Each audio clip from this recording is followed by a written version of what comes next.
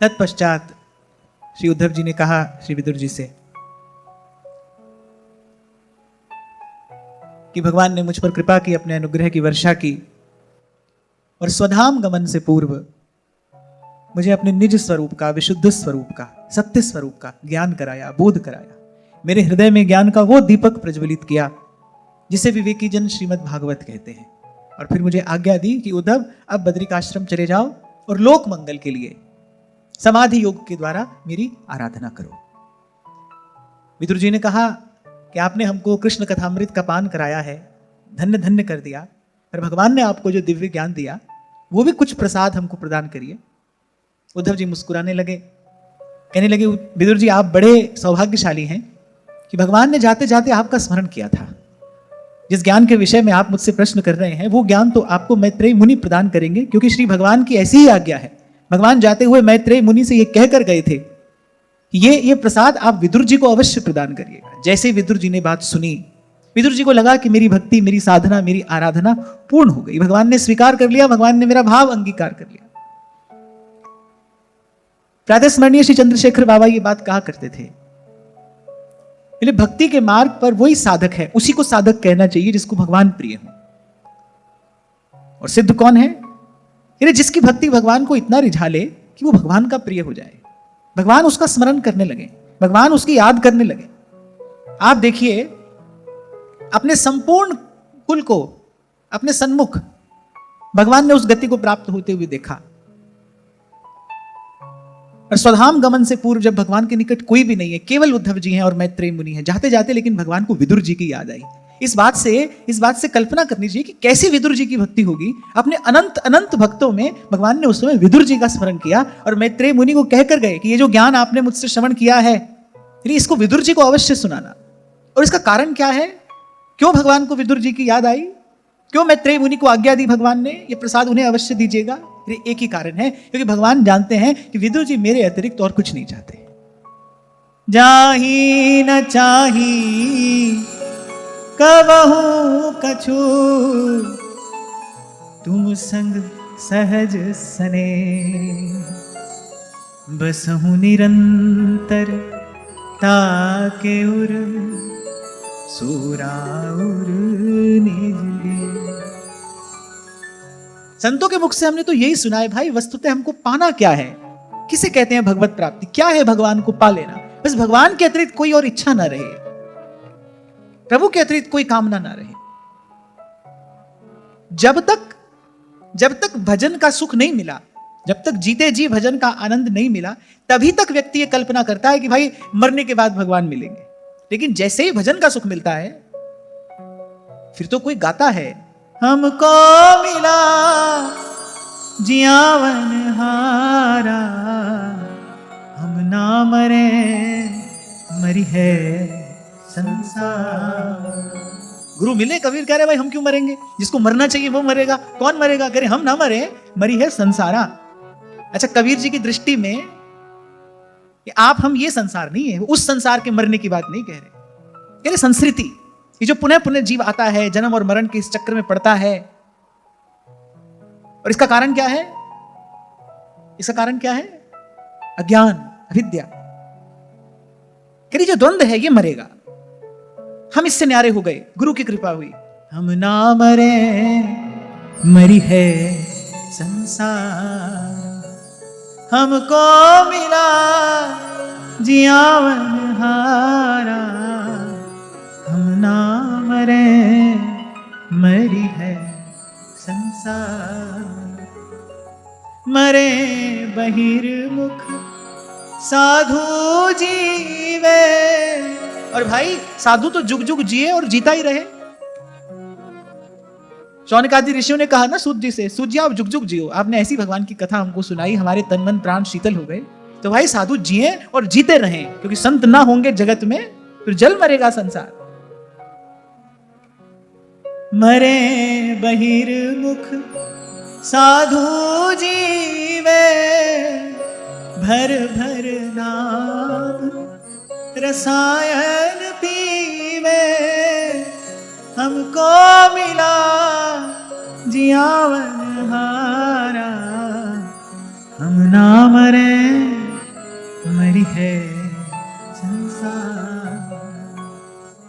मैं आपसे कह रहा था ना कि कुछ कुछ कुछ बातें, कुछ भाव ऐसी हैं जिनको अभिव्यक्त करने के लिए शब्द नहीं होते। अब जैसे वो स्थिति जो है वो कैसी है, वहां न जीना है और न मरना है, क्योंकि जहां जीना है वहां मरना है, वहां न जीना है और न मरना है। जो जीने मरने से मुक्त हुआ है वही वस्तुतः जीवन मुक्त है, जो जीने मरने से मुक्त हो गया।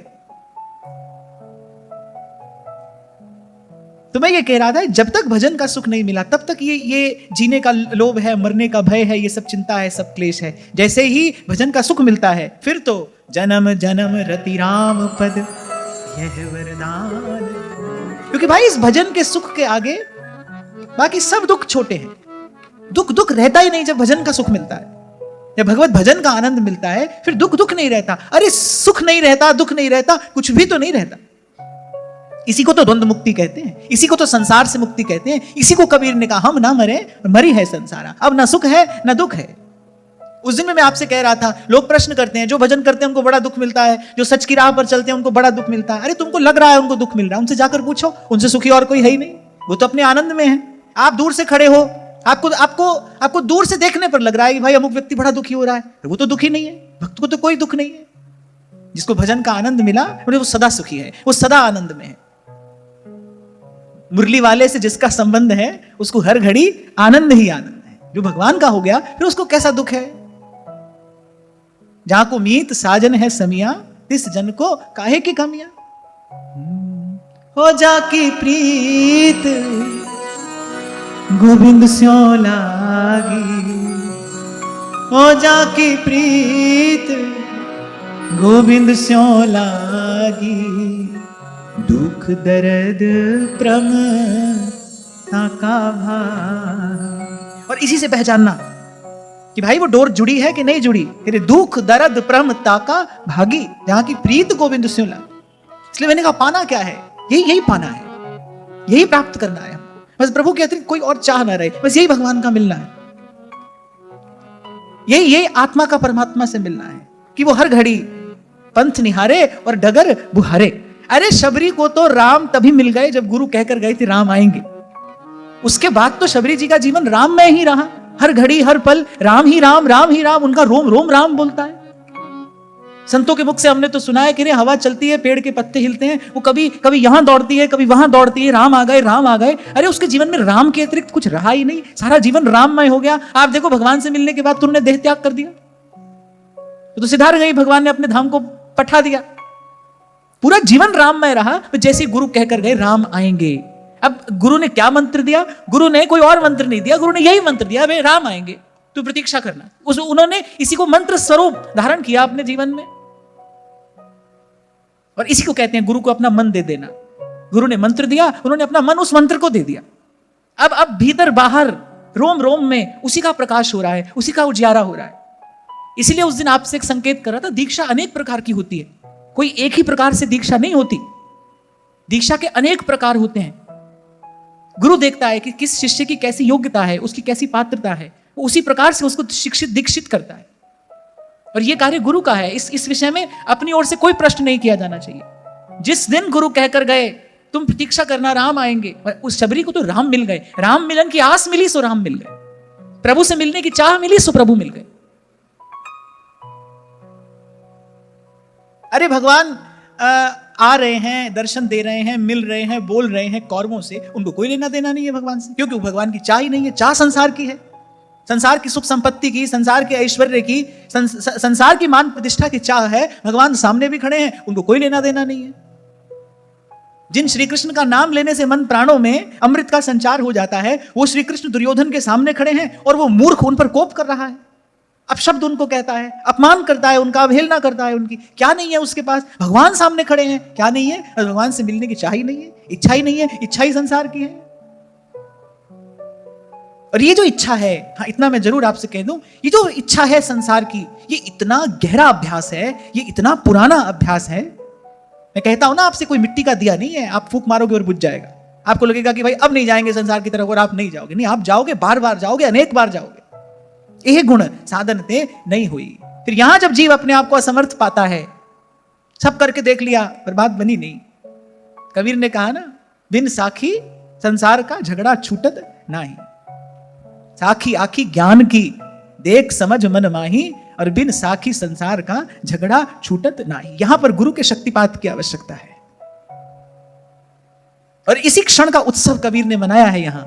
हम ना मरे मरी है संसारा, हम ना मरे मरी है संसारा, हम ना मरे मरी है संसारा, हम ना मरे मरी है संसारा, हमको मिला जियावन हारा, हमको मिला जियावन हारा, हमको मिला जियावन हारा, हमको मिला जियावन हारा, ना मरे मरी है संसारा, हम ना मरे मरी है संसारा। बहुत लोग ऐसा प्रश्न पूछते हैं कि मरने से डर लगता है। साधारण व्यक्ति कोई नहीं, एक दो महात्माओं के मुख से भी मैंने सुनी ये बात। पहली बात तो सब समझ में आती है, परंतु मरने से तो डर लगता है। केवल जीवन के रहस्य को न समझने के कारण ही मरने का भय है। उस दिन आपको सुना रहा था ना कि अपने मन में डूब कर और पा जा सुरागे जिंदगी, तू अगर उसका नहीं बनता न बन, अपना तो बन। तन की दौलत छांव है, आता है धन जाता है धन। मन की दौलत हाथ आती है तो फिर जाती नहीं। तन की दौलत छांव है, आता है धन जाता है धन। अपने मन में डूब कर पाजा सुरागे जिंदगी, तू अगर उसका नहीं बनता न बन, अपना तो बन। अपने स्वरूप में कोई स्थित हो जाए, अपने आप को जान ले, पहचान ले, फिर खबर पड़ती है भाई मृत्यु तो होती नहीं, किसका भय है? मृत्यु तो कुछ होती ही नहीं। अपने आप को शरीर मानो, फिर तो जीना मरना दोनों है। गुरु की कृपा हो, वो ज्ञान दीप जला दे आपके हृदय में, अपने स्वरूप का ज्ञान हो जाए, फिर देखो भाई मृत्यु तो है ही नहीं। जहां हम हैं वहां चांद सूरज और पौन ना पानी, तो ऐसा कुछ भी नहीं। हाँ, पर यह गुण साधन ते नहीं हुई। मैं बार बार आपको चेताता चलूंगा, ये आपसे हमसे नहीं हो पाएगा। हमको मिला जियावन हारा,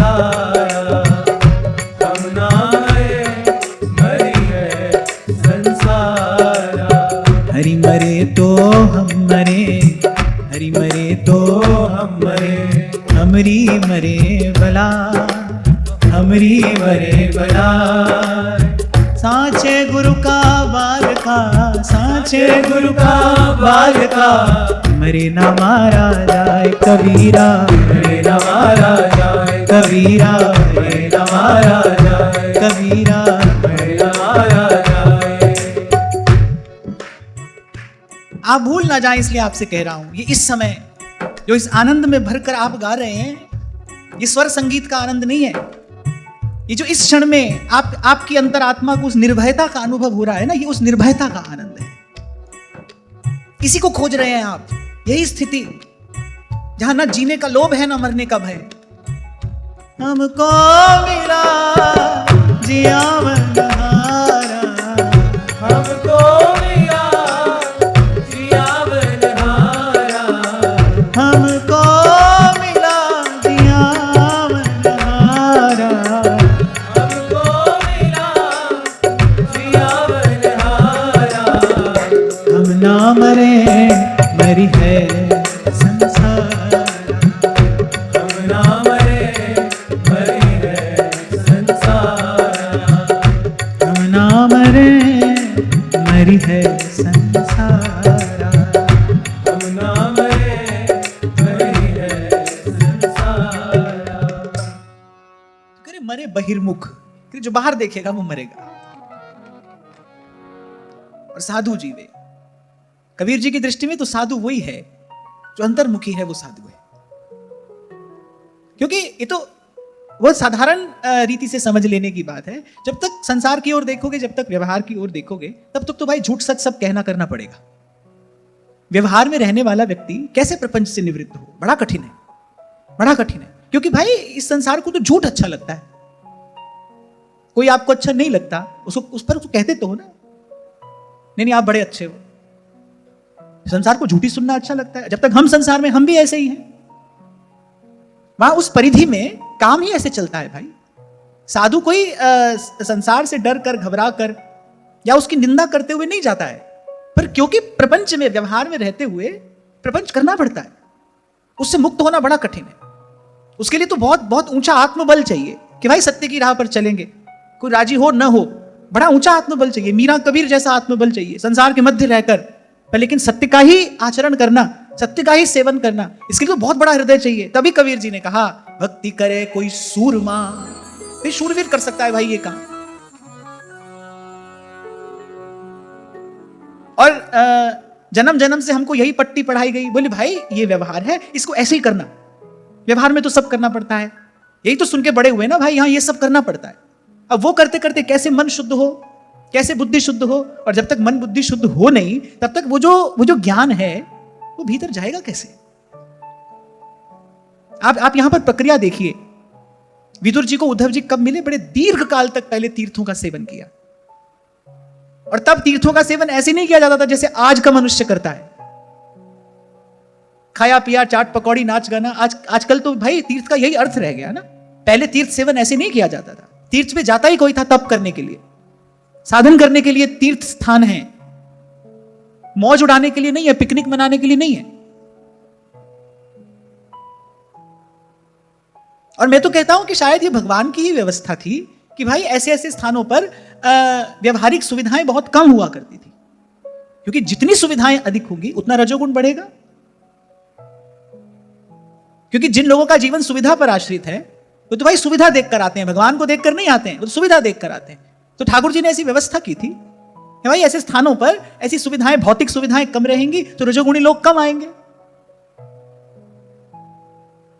तो तीर्थ पे कोई जाता था तप करने के लिए, साधन करने के लिए, स्वयं को साधने के लिए, सत्वगुण अर्जित करने के लिए, क्योंकि तीर्थों की भूमि सत्वगुण प्रधान होती है।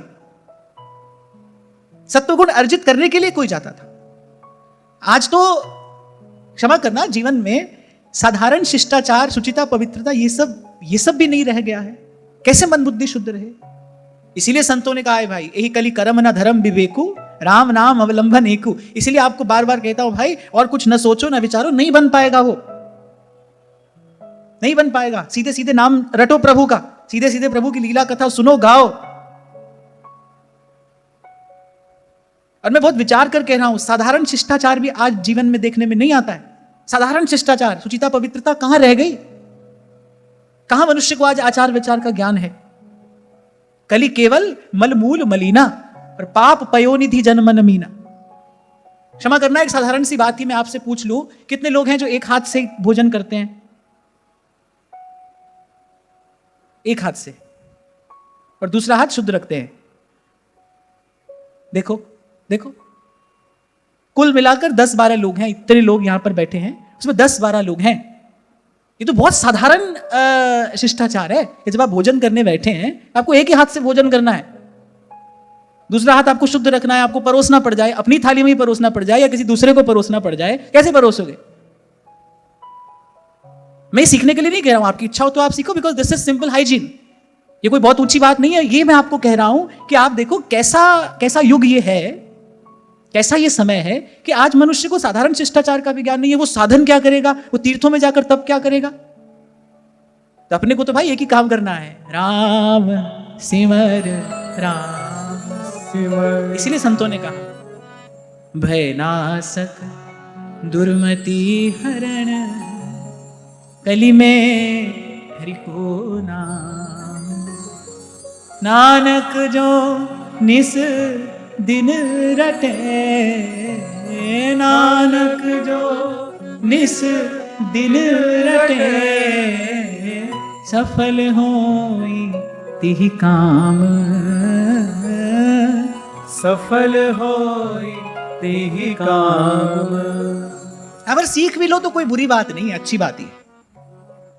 आप शिष्ट बनोगे, आप सभ्य बनोगे तो अच्छी बात है, सीखना चाहिए। इसलिए तो उस दिन कहा था भाई आपके घर में कितनी भी सुविधा क्यों ना हो, आप कितने भी समृद्ध क्यों ना हो, पर घर की जो रसोई है, घर का जो चूल्हा चौका है, वो तो गृहिणी के ही हाथ में होना चाहिए। दूसरे व्यक्ति से कैसे सुचिता रखाओगे आप? ये कार्य तो स्वयं करने का है ना।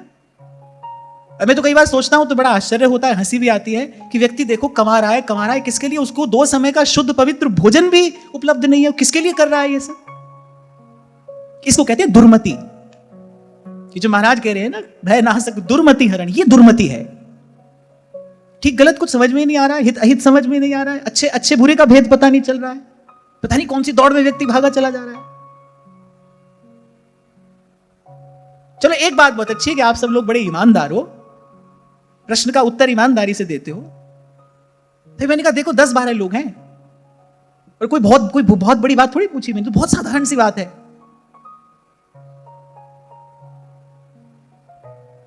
यहां से देखना चाहिए क्या सामर्थ्य है हमारी। कोई कर सकते हैं, कोई साधन कर सकते हैं हम, ऐसा साधन इन महापुरुषों ने किया। क्योंकि भाई मैं सदा आपसे कहता हूं धर्म को धारण करने के लिए सदाचार का बल चाहिए। अगर सदाचार का बल नहीं होगा, धर्म की बात समझ में आएगी आपको समझ में आएगा कि सच बोलना अच्छा है, लेकिन आप सदा सच बोल नहीं पाओगे। मैंने कहा ना इसके लिए आत्मबल चाहिए। आपको समझ में आएगा कि पवित्र आचरण ही करना चाहिए, लेकिन समझ में आने पर भी आप पवित्र आचरण कर नहीं पाओगे। बात समझ में आएगी लेकिन आप उसको व्यवहार में नहीं ला पाओगे यदि जीवन में अर्जित किया हुआ, धीरे धीरे अर्जित किया हुआ सदाचार का बल नहीं हुआ तो। ध्रुवदास जी ने भी सिद्धांत विचार में ये बात तो कही कि भाई उनको तो एक प्रीत की सच्चाई से काम है, लेकिन उन्होंने इतना तो कहा ना जब श्री जी की सेवा पाक करे तब तो आचार विचार के साथ करना चाहिए, शुद्धता पवित्रता के साथ करना चाहिए।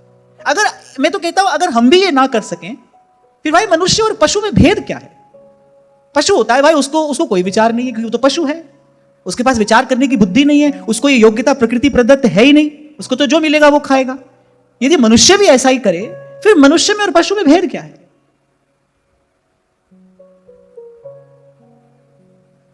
अभी कुछ दिन पहले मैंने ये बात कही थी कि भाई आपकी रसोई पवित्र होनी चाहिए, रसोई गृहिणी के हाथ में ही होनी चाहिए। कितने लोगों ने जाकर परिवर्तन किया? एक ने भी नहीं। चलो 1-2 अच्छा किया, क्योंकि अगर नहीं किया तो फिर क्यों आ रहे हो यहां पर? अपना समय क्यों व्यर्थ गंवा रहे हो? सुनने से नहीं होगा भाई, केवल सुनने से नहीं होगा। श्रोतव्य, मंतव्य, निधिध्यासितव्य। सुनोगे, कुछ मनन करोगे, फिर कुछ लाओगे, उसको व्यवहार में उतारोगे, तब कुछ होगा। मैं बार बार आपसे कहता हूं भजन कहने से भजन नहीं होता, भजन करने से भजन होता है। भजन करने से भजन होता है। आप सोचो भाई ठाट बाट में भी रहें और हमारा जीवन भी पवित्र रहे, नहीं, ऐसा नहीं होता। विदुर जी भी महल छोड़कर गए हैं क्योंकि कालांतर में उनको भगवान वो ज्ञान देने वाले हैं। भगवान ने ऐसी व्यवस्था कर दी, घर वालों से अपमान कराया, प्रताड़ना मिली, अपमानित हुए, तिरस्कृत हुए, छोड़कर चल दिए कौरवों का वो राजमहल। भगवान जानते थे भाई जब तक ये इनके महलों में रहेंगे तब तक इनका हृदय इतना शुद्ध होगा ही नहीं। यद्यपि वो परम भक्त हैं भगवान के, फिर भी जो ज्ञान भगवान उनको प्रदान करना चाहते हैं वो ज्ञान हृदय की जिस भूमि पर, जिस पात्र में रखा जाएगा उसको शुद्ध करने के लिए भगवान ने कहा भाई ये महल छोड़ो, त्याग करो इस दुर्योधन के संग का, इसके अन्न का। अरे भीष्म पितामह जैसे महान ब्रह्मचारी, महान तपस्वी, उनको भी ये बात स्वीकार करनी पड़ी, भाई दुर्योधन का संग करने के कारण, दुर्योधन का अन्न खाने के कारण हमारी बुद्धि ठीक गलत का विचार नहीं कर पाई थी, हमसे भूल हुई। माना उन्होंने, इस बात को स्वीकार किया। जबकि आप सोचो, भीष्म पितामह कौन है? वो तो पवित्रता से जन्मे हैं, गंगा के पुत्र हैं वो, पवित्रता से ही उनका जन्म हुआ है। मन से भी जिन्होंने कभी पाप नहीं किया। कितना पवित्र निर्मल उस महापुरुष का जीवन कि उनके स्मरण मात्र से व्यक्ति पुण्यात्मा हो जाए। वो भी कह रहे हैं भाई ये भूल तो हमसे हुई। अरे आप प्रभु के सेवक हो, प्रभु कितनी कृपा से हमें हमारे हिस्से प्रभु की सेवा आई। महाप्रभु जी ने यही तो कहा नाहरमल जी से, अरे नाहरमल, श्याम सुंदर की जो आराधना करते हैं उनको श्याम सुंदर कोटि कोटि वरदान देकर पर अपना पीछा छुड़ा लेते हैं। वो अपनी भक्ति, अपनी सेवा नहीं देते किसी को। हमको हमारे आचार्य की कृपा से सहज में ये सेवा का धन मिल गया। हम प्रभु के सेवक हैं, हमको करानी नहीं है किसी से सेवा। और ये सुचिता, पवित्रता, आचार विचार, ये सब तभी संभव हो पाएगा जब आप करोगे। आप करा नहीं सकते किसी से ये कार्य, करा नहीं सकते आप किसी से, आपको करना है, आपको करना है। द्वारिकाधीश मिले मीराबाई सा को, पर जब तक महलों में रही तब तक तो कष्ट ही मिलता रहा। जब तक महलों में रही तब तक तो पीड़ा ही मिलती रही। बार बार भजन में विक्षेप उपस्थित होते रहे। तभी तो गोस्वामी जी को पत्र लिखा था उन्होंने कि मुझे यहां किसी से कोई बैर नहीं है, लेकिन यहां रहने पर बार बार मेरे भजन में विक्षेप उत्पन्न होता है। अब आप मुझे आज्ञा दीजिए, मुझे क्या करना चाहिए? यहां बार बार भजन में विक्षेप हो रहा है, यहां का वातावरण अच्छा नहीं है। तब गोस्वामी जी ने कहा, जाके प्रिय न राम वैदेही और तजिए ताहि कोटि वैरीसम यद्यपि परम से नहीं। आप निकलिए यहां से। और तभी संसार ने उनका यश गाया। महलों में पली बन के जोगन चली, मीरा रानी दीवानी कहाने लगी। वो तो गली गली हरि गुण गाने लगी। ऐसी लागी लगन मीरा हो गई मगन। ऐसी लागी लगन मीरा हो गई मगन। वो तो गली गाने लगी। महलों में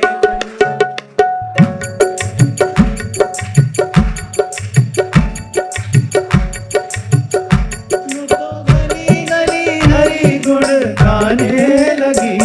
महलों में पली बन के जोगन चली। महलों में पली बन के जोगन चली। मीरा रानी दीवानी कहाने लगी। ऐसी लागी लगन मीरा हो गई मगन। ऐसी लागी लगन मीरा हो गई मगन। मैले कुचैले मन को लगन नहीं लगेगी, याद रखना। और कभी बहुत विस्तार से मैंने इस विषय पर चर्चा की। छोटी सी बात जो आज मैंने आपसे कही ना, किस लिए? क्योंकि भाई हमको अपनी यात्रा का आरंभ तन से ही तो करना है। तन को साधते हुए ही तो मन तक जाना है, फिर बुद्धि और फिर आगे की यात्रा। नागरीदास जी बात अपनी वाणी में कह रहे कि शुद्ध शरीरी साधु सजाती। बोले हमारा सजातीय कौन है? कि शुद्ध शरीरी, शुद्ध शरीरी साधु सजाती। क्या क्या पवित्र करता है इस शरीर को? अगर आप शरीर को पदार्थ की दृष्टि से देखो ना, तो फिर तो भाई ये कभी शुद्ध हो ही नहीं सकता। हाड़ है और चाम है, क्या पवित्र करता है इसको? पवित्र आचरण ही तो इसको प्रभु की सेवा में जाने योग्य बनाएगा।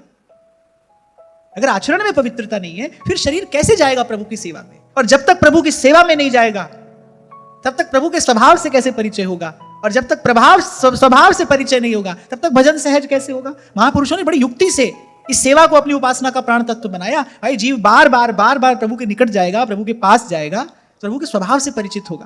और फिर प्रभु के स्वभाव का जब अनुभव होगा, ताहि भजन तजी भाव न आना, फिर भजन सहज होगा।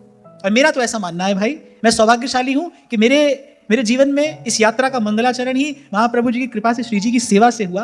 और ये तो मेरा बड़ा सुदृढ़ विश्वास है, क्योंकि मेरे अपने जीवन का जीवंत अनुभव है कि आत्मा का जो नैसर्गिक सौंदर्य है वो प्रभु की सेवा में ही प्रकट होता है।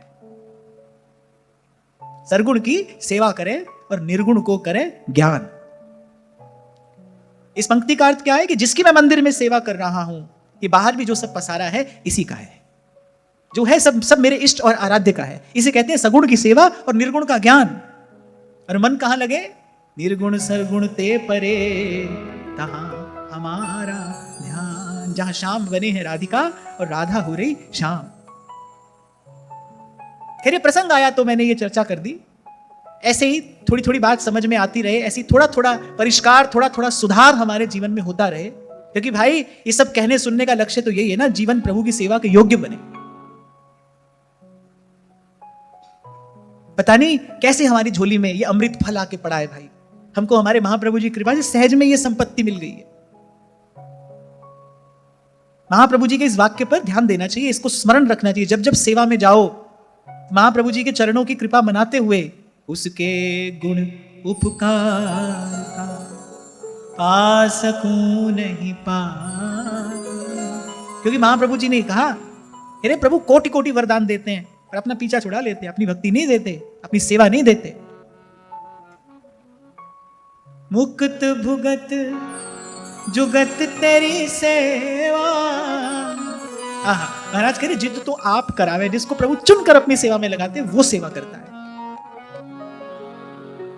मुक्त भुगत जुगत तेरी सेवा, जित तू आप करावे। इसी त्रिवेणी में तो हमको नित्य स्नान करना है भाई। सत्संग, सेवा और सुमिरन, बस प्रयास तो यही करना चाहिए भाई। ये तीन सदा जीवन में बने रहे। थोड़ा सत्संग बना रहे, थोड़ी प्रभु की सेवा होती रहे और थोड़ा प्रभु का सुमिरन होता रहे। इस त्रिवेणी में रोज स्नान करना है, इसमें रोज एक डुबकी लगानी है। एक भी दिन न जाए, व्यर्थ ना चला जाए। इसलिए गत सत्र में मैंने आपसे कहा था, चाहे एक सेवा का नियम हो आपका। मैं नहीं कह रहा हूं कि आपको मंगला से शयन पर्यंत रहना है सेवा में। आप सबका अपना अपना एक जीवन है, अपनी जीवन शैली है, अपनी एक व्यवहारिक व्यवस्था है। पर इतना तो आप अवश्य कर सकते हो, आपको करना चाहिए। तू बालक नहीं भरे हो सयाना। चाहे एक बार जाओ प्रभु की सेवा, प्रभु का सेवक बनकर प्रभु की सेवा में उपस्थित हो। हाजिरी लगानी है रोज प्रभु के दरबार में।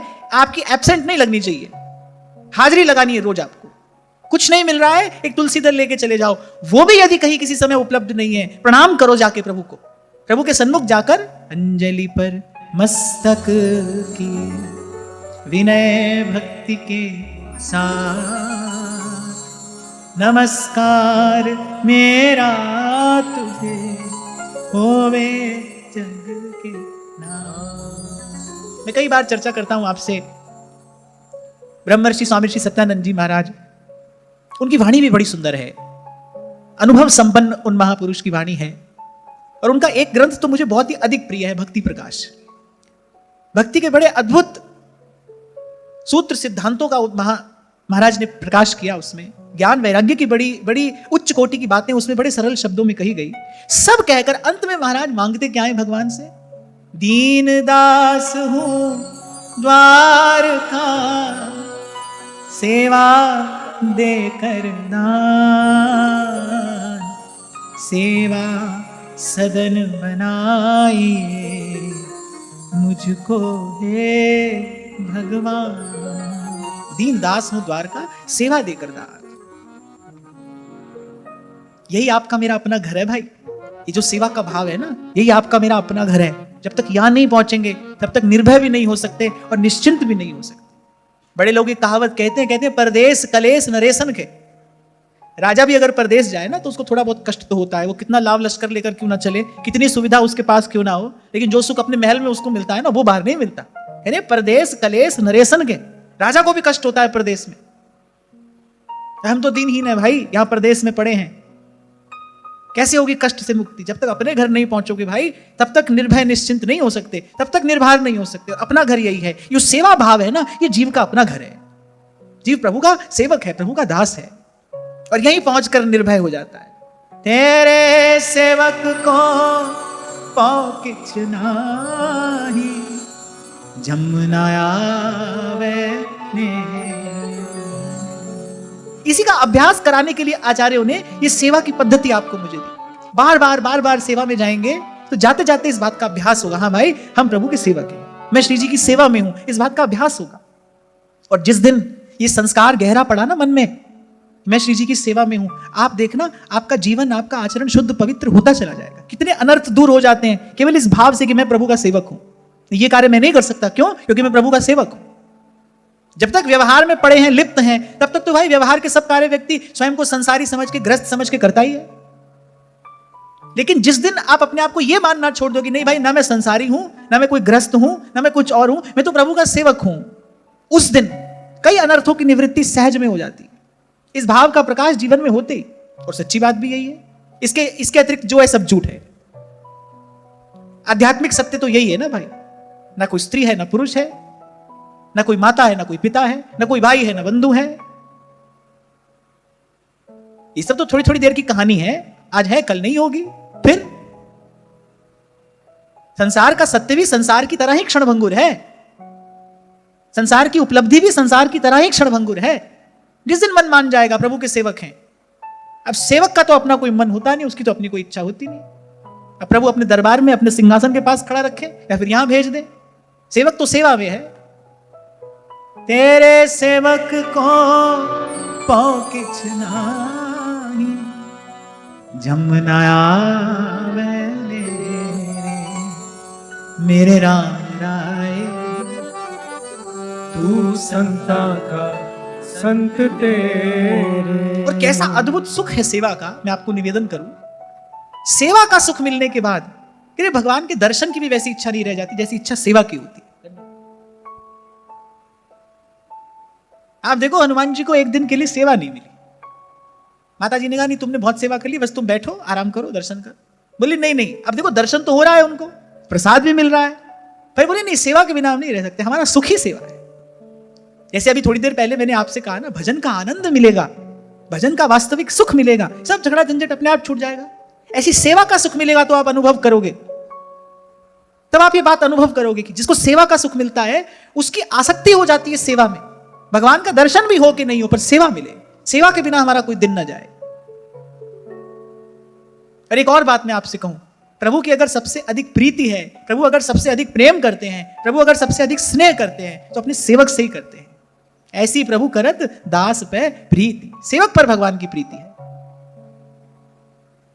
जो तेरे रंग राते स्वामी, जन्म मरण दुख नासा तिनका, जन्म मरण दुख नासा, तेरी बख्शना बेटे कोई, तेरी बख्शना बेटे कोई, सतगुरु का दिलासा, मेरे राम राय तू संता का संत ते। तो भाई थोड़ा आचार विचार भी सीख लो, कोई बुरी बात नहीं है। आए थोड़ी जीवन में सुचिता, पवित्रता। संतों का ऐसा मत है, शुद्ध शरीरी साधक शुद्ध शरीरी भी हो। अच्छा, मुझे ये विद्या महाराज श्री ने सिखाई थी। वैसे तो बहुत सारी विद्याएं महाराज श्री ने सिखाई हैं, पर ये महाराज श्री ने सिखाई थी। मैं आपको सुनाता हूं उस दिन की घटना। मैं मंदिर से दर्शन करके आया, शयन आरती का किनका मेरे पास में था, महाराज श्री प्रसाद पाने बैठे ही थे। श्रद्धेय श्री मृदुल माधव जी महाराज भी साथ में ही थे, बैठे। तो महाराज श्री ने मुझे कहा कि आओ तुम भी बैठो, प्रसाद पाओ। अब प्रसाद पाने में लगा तो मैंने इधर से एक हाथ लगाया, उधर से दूसरा। तो महाराज जी ने कहा कि अरे दोनों हाथ जूठे कर दिए, ऐसा करोगे तो श्री जी की सेवा कैसे करोगे। वो जो पाठ मुझे उस दिन मिला, 20 बरस हो गए होंगे शायद इस घटना को, वो आज तक काम में आ रहा है कि हमने भी तो सीखा ना, संतों की शरण में आए, संतों का संग मिला तो ये सब बात जीवन में आई। तो मैं कह रहा हूं भाई, आपको भी वही संग मिल रहा है तो आपके जीवन में भी ये बात आनी चाहिए। हमारे जीवन में भी संतों की कृपा से ये थोड़ी पवित्र भाव भावना आई, आप इससे क्यों वंचित रहते हो, आपके जीवन में भी आनी चाहिए। और इसका प्रभाव पड़ता है, इसका प्रभाव पड़ता है।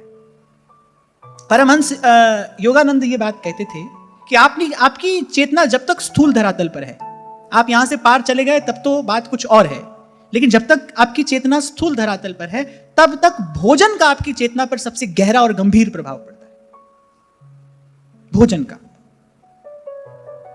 और इतना मैंने आपसे जोड़कर कह दिया था कि भोजन केवल वही नहीं है जो आप मुख से ग्रास ले रहे हैं, वही नहीं। आंख और कान से भी आप भोजन करते हैं, आंख और कान से भी आप आहार करते हैं। So be mindful what you are putting into your body. उसका सबसे गहरा गंभीर प्रभाव पड़ेगा। यहां पर तो शुचिता पवित्रता आवश्यक है, इसीलिए आचार्यों ने हमको सेवा में लगाया। भाई अपने लिए तो हम ध्यान करें ना करें, लेकिन जब गुरुजनों की आज्ञा से सेवा में जाएंगे तब तो इसका विचार करेंगे ना, करना चाहिए, करना चाहिए। कैसा धन संपत्ति आपने प्राप्त किया कि आपके जीवन से शुचिता पवित्रता ही चली गई? कोई साधु आपके घर में आकर भिक्षा नहीं कर सकता। आपने अपना घर, आपने अपनी रसोई साधु संतों के योग्य ही नहीं छोड़ी। साधु संत आपके यहां पर आकर भिक्षा नहीं कर सकते। साधु तो भाई कोई आएगा आपसे अमनिया लेगा, वो पहले मन से अपने प्रभु को भोग लगाएगा तब तो पाएगा। उसके पास भगवान का विग्रह नहीं होगा तो उसके पास नाम सेवा होगी, वो भगवान के नाम को भोग लगाएगा, स्मरण से प्रभु को निवेदन करेगा तो पाएगा।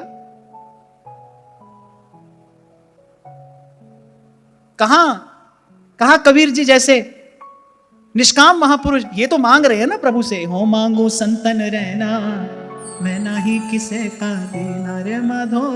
आप देखो अपने लिए कुछ नहीं चाहिए, कुछ भी नहीं चाहिए, 2 समय की रोटी भी उनको अपने लिए नहीं चाहिए, तो कहते संतों के लिए मांगेंगे भाई, क्योंकि संतों की सेवा के बिना हम नहीं रह सकते। आप हमने क्या किया, हमारे पास धन आया, संपत्ति आई, हमने ऐसा अपना ठाट बाट बढ़ाया, अब तो भाई मैं किसी कान पकड़ के बात कह रहा हूं, अब क्यों जाने लगी माताएं बहनें रसोई में? 10 लोग काम करने वाले हैं, हमको क्यों जाना है रसोई में? अरे बहुत कर लिया आपने, अब क्यों करेंगे? हाँ ठीक है, आपने अपनी रुचि से ये मार्ग चयन किया है, ठीक है, पर ये मार्ग जहां लेकर जाता है ना, वहां कोई सुख है नहीं। ये जिस रास्ते आप चल पड़े हो, ये रास्ता कहीं गहरे अंधकार में ले जाकर छोड़ देता है। चर्चा यहां से आरंभ हुई कि प्रभु ने ऐसी व्यवस्था की, विदुर जी का महल छुड़ाया कि भाई जब तक ये दुर्योधन के महल में रहेंगे तब तक इनका हृदय, इनकी बुद्धि उस दिव्य ज्ञान को धारण करने योग्य नहीं बनेगी। पहले दीर्घ काल तक भगवान ने तीर्थ यात्रा कराई, संतों का सेवन कराया, उद्धव जी मिले, कितना सुंदर सत्संग उद्धव जी से हुआ, तब जाकर विदुर जी पहुंचेंगे मैत्रेयी जी के पास, जो गुरु रूप होकर उनको वो दिव्य ज्ञान प्रदान करेंगे। देखो तैयारी कराई भगवान ने पहले। अरे भगवान ने अपने माता पिता को भी कंस के कारागार में क्यों डलवाया? इसीलिए भाई कंस के महल से कंस का कारागार अच्छा है। कंस के महल में रहेंगे, इनका रजोगुण नष्ट नहीं होगा, मैं गर्भ में आऊंगा कैसे, मैं हृदय में प्रकट कैसे होऊंगा? भगवान ने उठाकर कारागार में भिजवाया। अरे कंस तो बड़े आदर से देवकी जी को रथ में लेकर जा रहा था, क्यों उसी समय आकाशवाणी हुई? भगवान की इच्छा थी नहीं ये महल में ना जाएं, इसका दिया हुआ अन्न न खाएं, ये कारागार में कष्ट भोगे कोई बात नहीं, लेकिन इसके संग नहीं जाना चाहिए।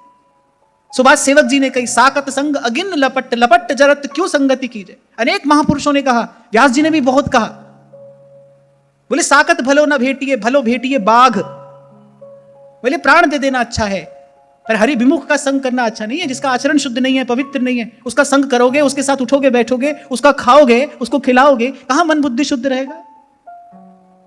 हजार बात सुन लो, और मैंने अभी कहा आपसे समझ भी लो पर कर नहीं पाओगे। ध्यान रखना, ये बात तो गांठ बांध कर ले जाओ। 1000 बात आप सुन लो, आप बड़े प्रतिभाशाली होगे, आपके पास बड़ी बुद्धि होगी, आप समझ जाओगे कि मैं क्या कह रहा हूं, कि समझ कर भी आप कर नहीं पाओगे। आचरण के लिए धीरे धीरे शनय शनय संयम द्वारा अर्जित किया हुआ सदाचार का बल चाहिए।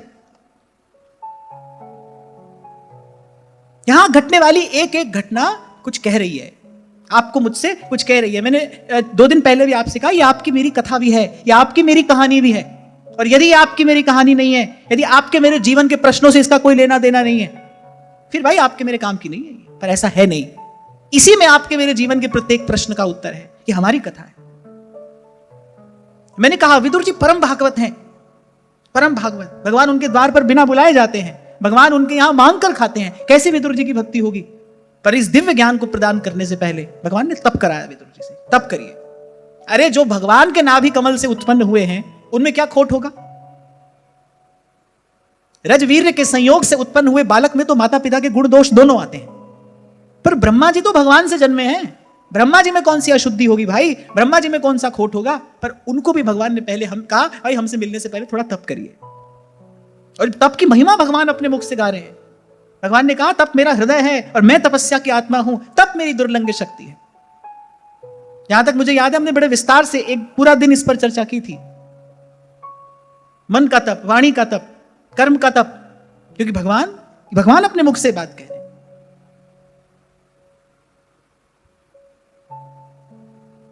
आप सोचो भाई, हाथ पैर भी नहीं हिलाना पड़े, बस ऐसे ही हमारे गुरुजी बड़े समर्थ हैं, वो हमको आशीर्वाद देंगे और हमारा काम हो जाएगा।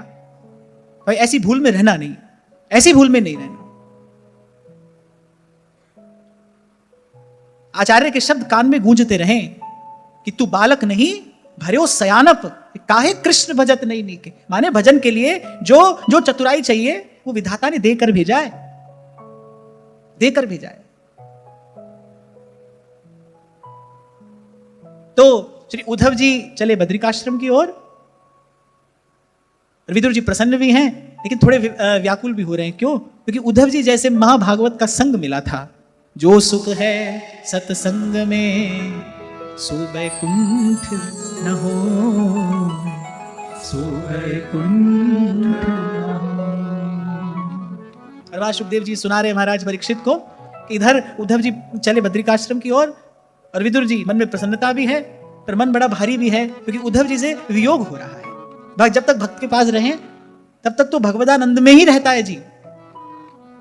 सूरदास जी कह रहे हैं ना, जब आऊं साधु संग कछुक मन ठहरा, कहा करूं तेरी प्रबल माया, कहा करूं तेरी प्रबल माया, देत मन भरमाया, हरि तेरो भजन कियो न जा, हरि तेरो भजन न जा। और वैसे यहां तो सुखदेव जी महाराज ने परीक्षित से ये कहा है, आत्मानं च कुरु श्रेष्ठ कृष्णेन मनसेक्षितं, ध्यायन् गते भागवते रुरोध प्रेम विह्वलः।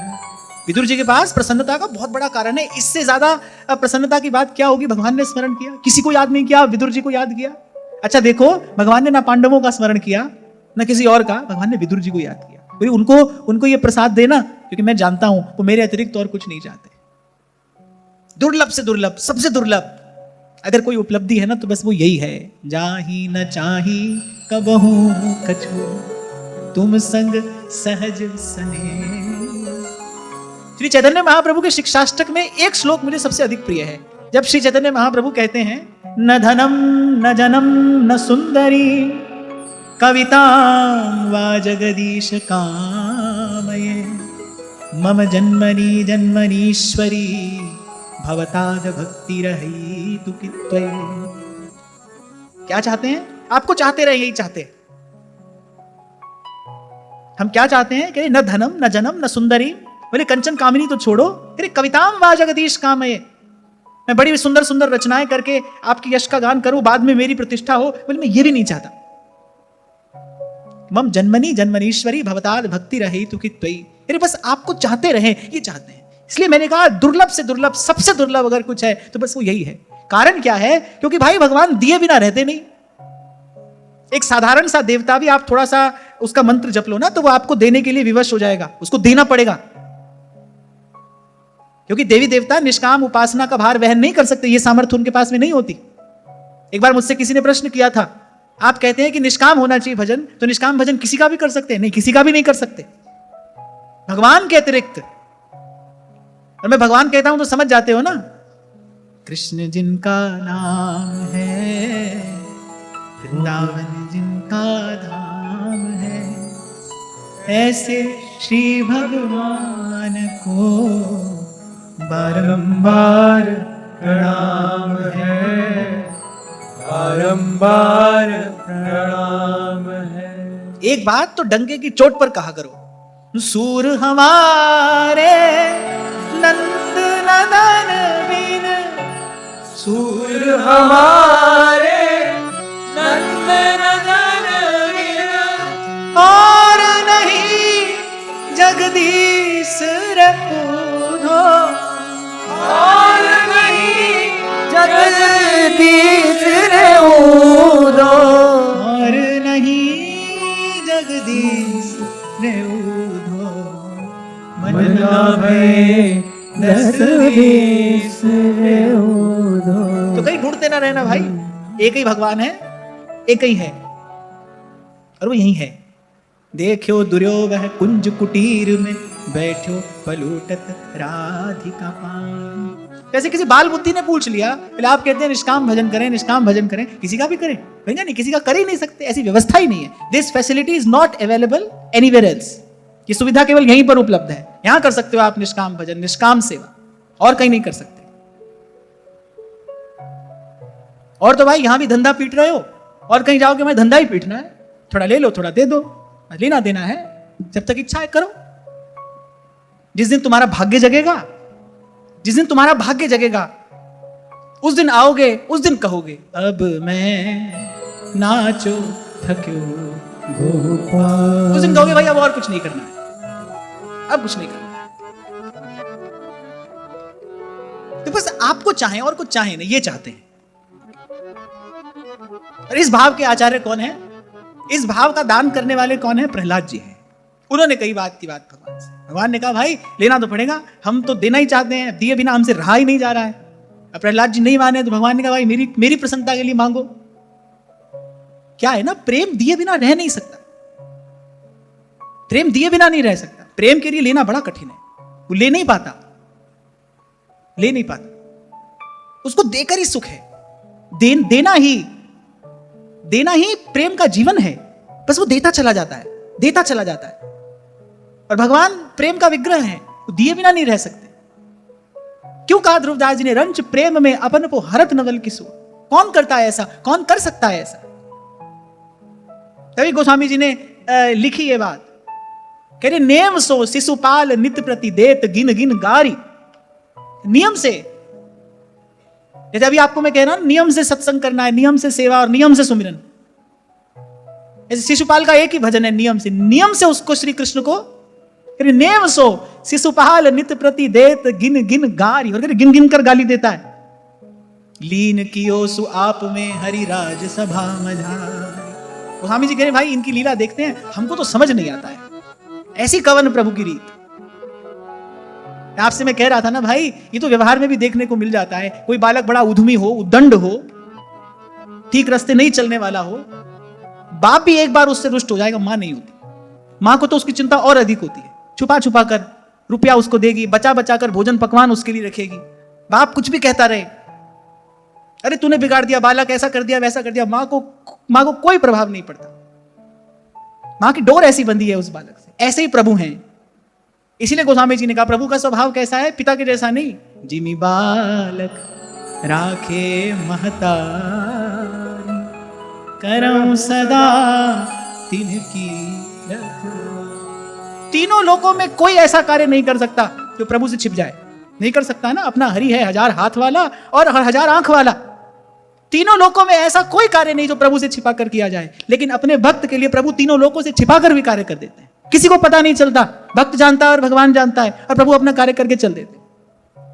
ये बात मैं आपको बड़े भरोसे से कह रहा हूं। तीनों लोकों में कुछ भी ऐसा नहीं जो प्रभु की आंख से बचाकर छिपा कर किया जा सके। मेरे प्रभु की ऐसी सामर्थ्य है, अपने भक्त के लिए वो तीनों लोगों से छिपा कर कुछ कर देंगे, किसी को खबर नहीं पड़ेगी। ब्रह्मा जी अपनी किताब लिखते रह जाएंगे और सब अपना काम करते रह जाएंगे, और प्रभु अपने भक्त का कार्य करके चल देंगे। इसलिए कल आपको कह रहा था, ये मानस की 2 पंक्तियां मुझे बड़ी प्यारी हैं। प्रभु को देने योग्य तो यही है, जहां लगी जगत स्नेह प्रीति प्रतीति निगम निज गाय। मोरे सबहि एक तुम स्वामी। दीन बंधु और अंतर्यामी, दीन बंधु और अंतर्यामी।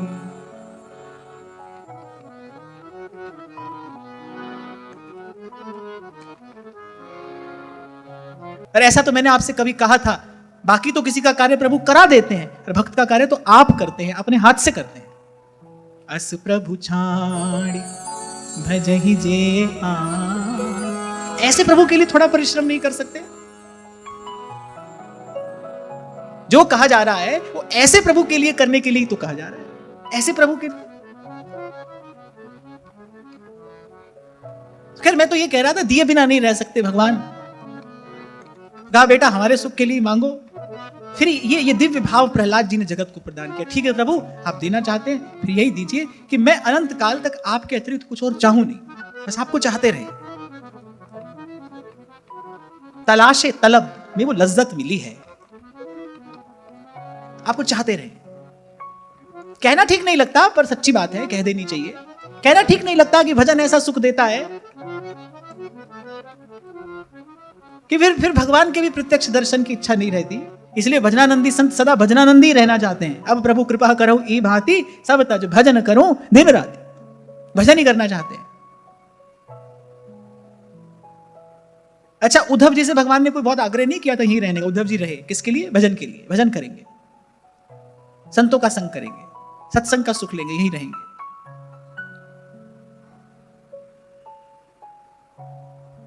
क्या कह रहा था मैं इससे पहले?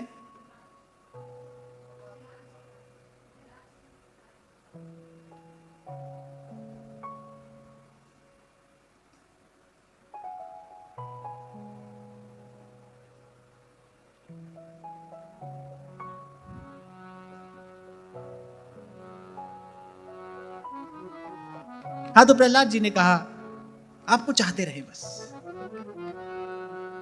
नहीं, मैं ये कह रहा था, कहना ठीक नहीं लगता पर मैं कह देता हूं, एक स्थिति ऐसी आती है। उद्धव देने आए ब्रह्म ज्ञान, श्री कृष्ण का संदेश, और जब कहा कि आपने कुछ कहना है, तो गोपी कहती है कि प्रीतम को पतियां लिखूं जो प्रीतम हुए परदेश। बोले तन में मन में नैन में वाको कौन संदेश? बोले जो तन में है, मन में है, जो नैनों में बसा है, उसको कौन सा संदेशा भेजना है? तन में मन में नैन में, फिर वाको कौन संदेश? प्रीतम को पतियां लिखूं जब प्रीतम हुए परदेश।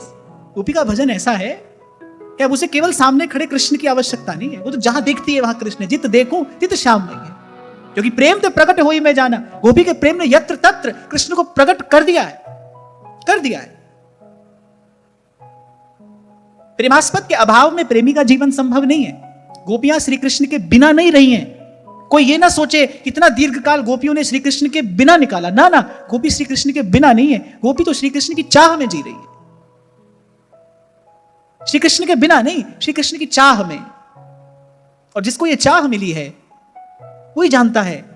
ये वाणी का विषय नहीं है, मैं कह नहीं सकता। जिसको चाह मिली है उसको क्या मिला है, उसको क्या मिल गया है। कुछ ऐसा मिल गया है कि गोपी ने यह कह दिया, ठीक है उनसे जाकर कह देना, उन्हीं के रहे परनी के। तत्सुख सुखित्वम का दर्शन हो रहा है यहां गोपी के वाक्य में। कह रहे उन्हीं के रहे, जहां गए हैं वहीं रहे, जिनके बीच रह रहे हैं उन्हीं के होकर रहे, हमें भूल जाएं। कह रहे उन्हीं के रहे परनी के रहे। आप बस इतना कह देना कि आप कहीं भी जाना, कहीं भी रहना, एक बात सदा स्मरण रखना कि ये ब्रज की गवार गोपांगनाएं जैसी हैं विहारी, परदासी तो तिहारी हैं। जैसी हैं बिहारी, परदासी तो तिहारी है। यही आपको मैं निवेदन कर रहा था भाई। जब सेवा में जाओगे फिर प्रभु के इस स्वभाव को प्रभु प्रकट करेंगे। फिर होता है प्रभु से प्रेम, फिर बंधती है प्रभु से प्रीत की डोर जब प्रभु का स्वभाव पता चलता है। ऐसे प्रभु कैसे छोड़ दिए जाएं? अरे कुछ भी छूटे छूट जाए, कुछ भी टूटे टूट जाए, पर ये ना छूटे, ये ना टूटे। तोरी न टूटे, चोरी न छूटे, ऐसी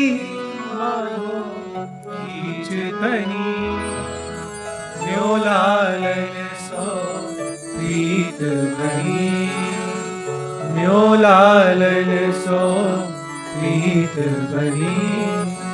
तोरी न टूटे, चोरी न छूटे, तोरी न टूटे, चोरी न छूटे, ऐसी माधो किंचितनी, न्योलालन सो प्रीत बनी, न्योलालन सो प्रीत बनी।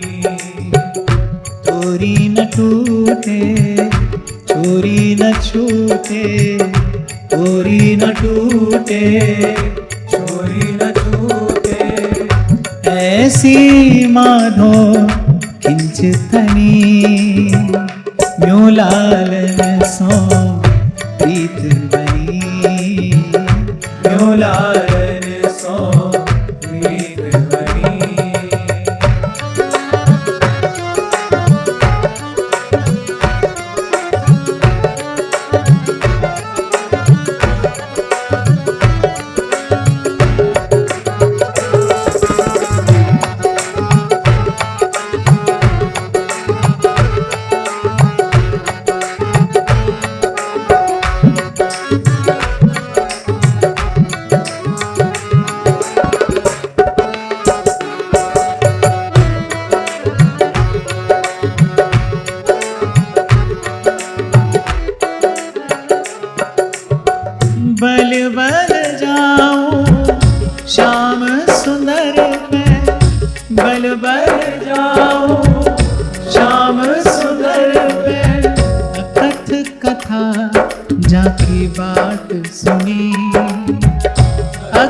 कथा जाके बात सुनी, अकथ कथा जाके बात सुनी, अकथ कथा जाके बात सुनी।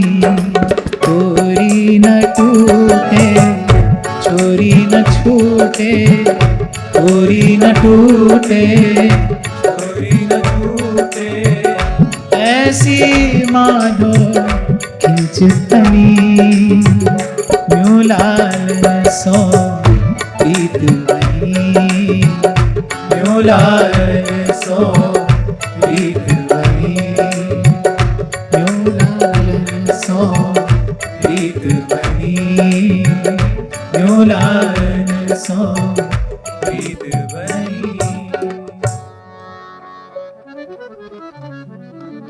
इसीलिए बाबा फरीद एक जगह पर कहते हैं कि रे सानू चन्ना तू चाहिदा है नहीं लोड़ कमाई आंदी। और ये उपलब्धि है। अभी आपसे मैंने कहा दुर्लभ से दुर्लभ, सबसे दुर्लभ अगर कुछ है तो वो यही पाना है। ये जो उपलब्धि है इसका मार्ग सेवा है। बड़े रहस्य की बात है। आप जाओगे ना सेवा में, नित्य जाओगे सेवा में, प्रभु की सेवा में। सेवा का यह अतुलित सामर्थ्य है, वो सीधे जीव को प्रभु के सानिध्य में पहुंचा देती है। आप जाओगे नित्य प्रभु की सेवा में, धीरे धीरे जब जब मन का तार जुड़ेगा। कोई नया सेवक सहयोगी भी आपके घर में आता है तो कुछ दिन लगते हैं ना उसको, आपके घर के वातावरण के हिसाब से, आपके स्वभाव के हिसाब से व्यवस्थित होने में। ऐसी जाओगे सेवा में, फिर धीरे धीरे धीरे धीरे तार जुड़ेगा प्रभु से। आपके मन की बात तो वो समझते ही हैं, उनके मन की बात भी आप समझने लगो। और जिस दिन इस मन ने अनुभव कर लिया, जिस दिन इस मन ने प्रभु को अपना मान लिया, फिर कुछ छोड़ना नहीं पड़ता है भाई। जाको है जासो मन मान्यो, सो है ताके हाथ बिकान्यो। यहां पर इतना ही कहकर आज वाणी को विराम दूं कि जाने बिन नहीं हुई प्रतीत। मुझसे सुन लेने मात्र से ऐसा नहीं होगा, क्योंकि ये बात तो आप बरसों से सुन रहे हो मुझसे। सुनने से होता तो अब तक हो जाता। ये जो शब्द है इसको आप प्रेरणा स्रोत समझिए। जो मैं कह रहा हूं ऐसा करिए, करने के लिए तैयार होइए, भाव से करिए, उमंग उत्साह से करिए। यहां वहां की बात नहीं कह रहा हूं आपसे, सीधी सच्ची बात कह रहा हूं। ये मार्ग आपको यहीं लेकर जाएगा कि एक दिन आपका भी रोम रोम ये गाएगा। तोरी न टूटे, चोरी न छूटे, ऐसी मानो खिंचतनी, न्यू लालन सो प्रीत बनी, न्यू लालन सो प्रीत बनी। और आपको तो भाई लगानी है, निभाएंगे तो वो। हमको तो केवल प्रीत लगानी है, निभाने वाले तो वही हैं। भाई साहब ने कहा ना, सांवरा हमारी प्रीत निभा जो जी, मैं तो थारी अवगुण दासी।